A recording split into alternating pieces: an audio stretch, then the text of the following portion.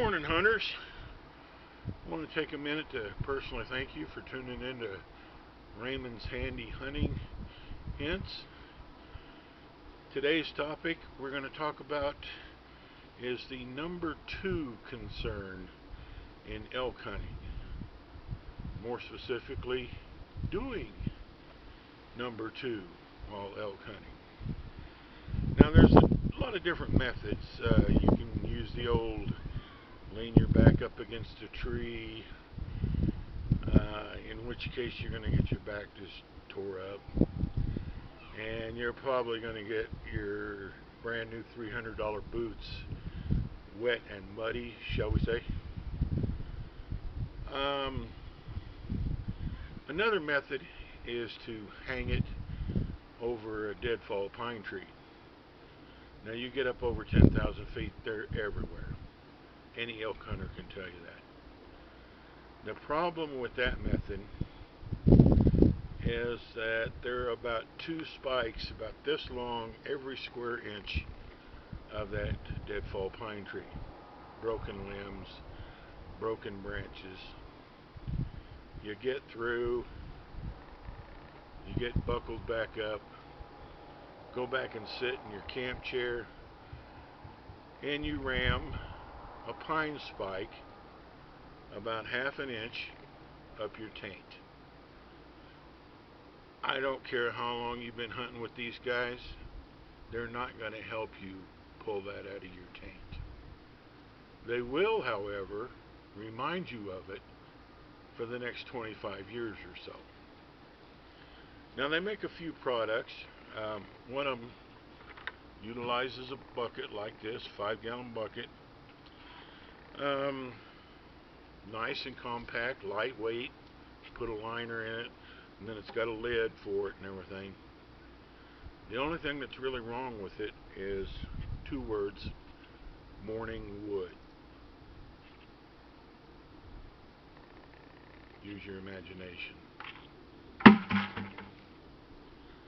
Another method, I got this at an auction for $1, is a shower chair. Now the thing that's neat about it, it's got really thick and heavy feet, so it won't sink in the ground and tip you over while you're taking care of business. You just cut a hole in it, and it's kind of got a outline of what you would use for the hole. Problem is,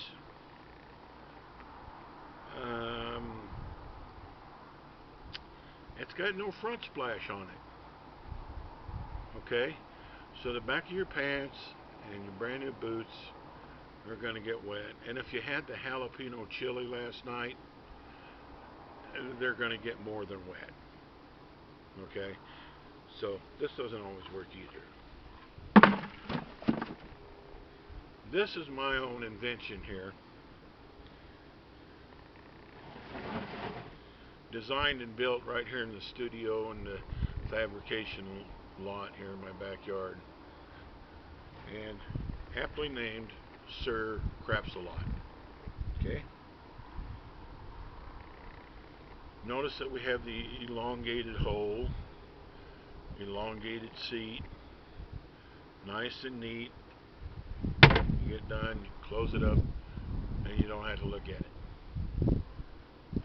The only real problem with it is when you get done hunting and you throw this in the back of your pickup,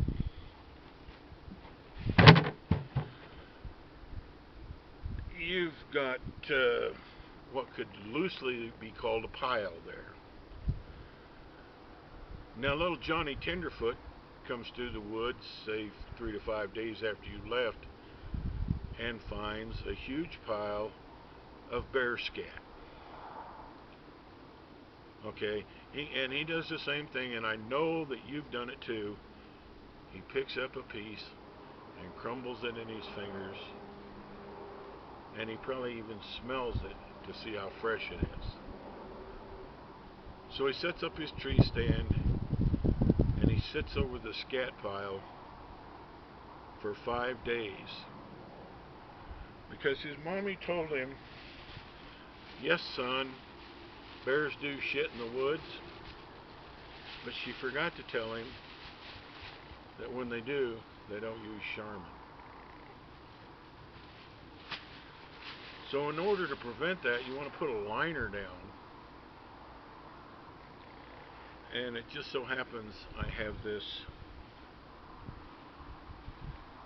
Black Panther Party flag.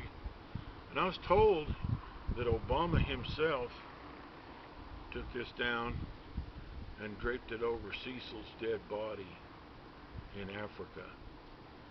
But I'm confused because Black Panther, Cecil was a lion. I don't get it, okay?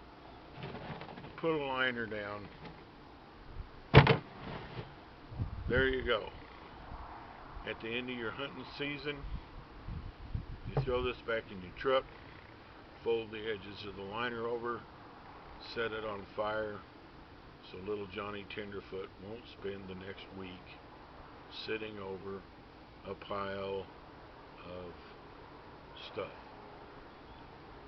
That's my happy hunting tip for the day, and hope you enjoyed it.